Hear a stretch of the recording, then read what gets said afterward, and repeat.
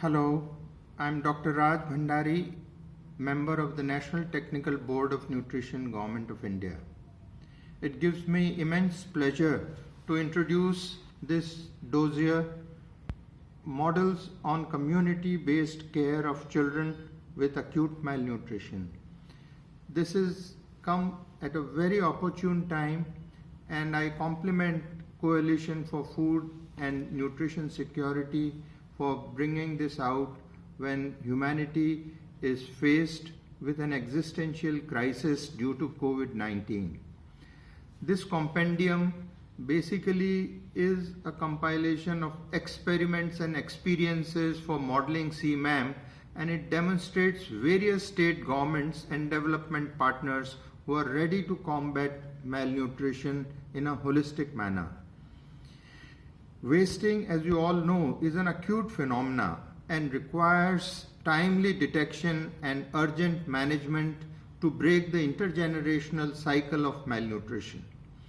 To add to our views, the NFHS 5 reporting of 22 states and union territories clearly shows that there is a rising trend in wasting, stunting, obesity, and micronutrient deficiencies in many states, which signals the policymakers and management basically to revisit our strategy and implementation processes.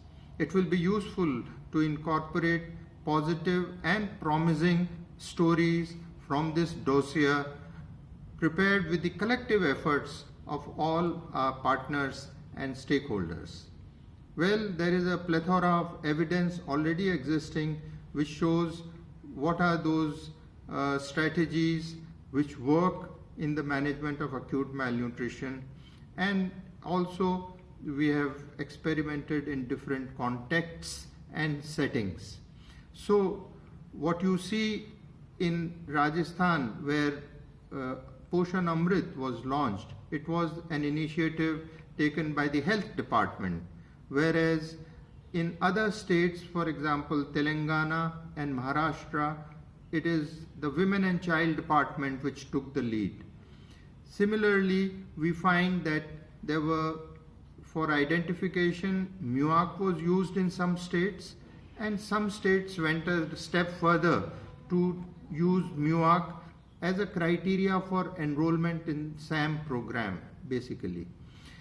There was also a variety of approaches that catered to the treatment of SAM children, and what we saw was Mahan Trust used a locally made therapeutic food which was energy dense and nutrient food for these children who were severely malnourished. At the same time, Telangana offered an alternate food which is Bal Amrutam, where they give different portion sizes for severe and moderate wasting, and it has shown these are interim results, but the results are pretty encouraging and gratifying. So what we see is that states have adopted different strategies which are best suited in their local contexts, and it is in this relation I feel that this compendium serves a very useful purpose for knowledge synthesis and further translating all that knowledge and research into action. We already know that it is important to cover all the children, so coverage has to increase. The intensity and quality of the program, taking it to scale, is what we need to really take up in the future. As you know that our children have waited too long before they could access to good nutrition, and good nutrition and a healthy start in life is an entitlement of our children. It is not an obligation. And we also know that children cannot wait. And why should they wait? When you have wasting at such high levels, it is imperative for the government to take up a CMAM program at the earliest. In my 4 decades of practice as a pediatrician, I have seen many public health miracles. Just to count a few, we saw immunization way back in 1990. There were 129 nations which committed to a target of 80% immunization. And you'll be happy to know that nearly 3 million deaths per year could be prevented. India has, of course, you know the story of polio eradication, and also the rotavirus vaccine for diarrheal diseases was well researched in India. The other thing is the iodized salt, and it has been mandated all across the globe. Some 82 countries have already passed laws for mandatory iodized salt.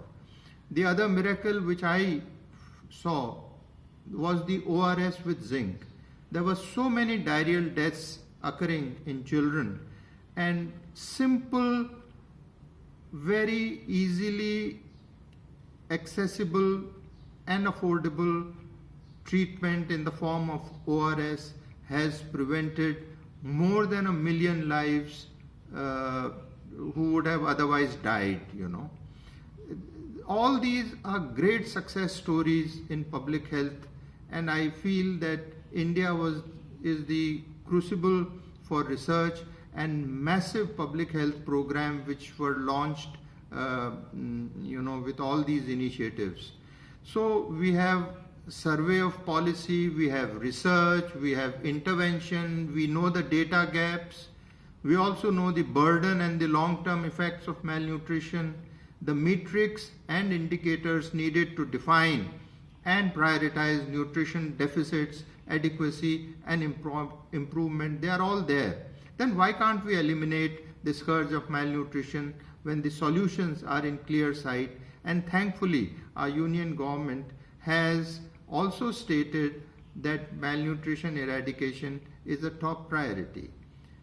Poshan Abhiyan is an excellent program, and by adopting the learnings which have been compiled in this dossier, I feel that if we are able to supplement this with behavioral nudges and innovative approaches, we can leapfrog in terms of favorable nutritional outcomes. So a program which is community driven, community monitored, and ultimately owned by the community, that is envisaged in Jan Andolan, would be a tremendous game changer in this whole series. And if we are able to leverage all these experiments and experiences which we have gathered over these years, I would want to quote the Archimedes expression which he said some 2,500 years ago. He said, "Give me space and I shall move the world." So it is our time now, what we owe to our posterity, to our children, that we need to meet the aspirations of our children and espouse the child rights with a clear vision and an action plan. With these words, I humbly once again request all of you to join hands with this most powerful body outside the government system, the Coalition of Food and Nutrition Security, to take up this challenge of alleviating malnutrition as a humanitarian service which we need to provide to our children. Thank you so much.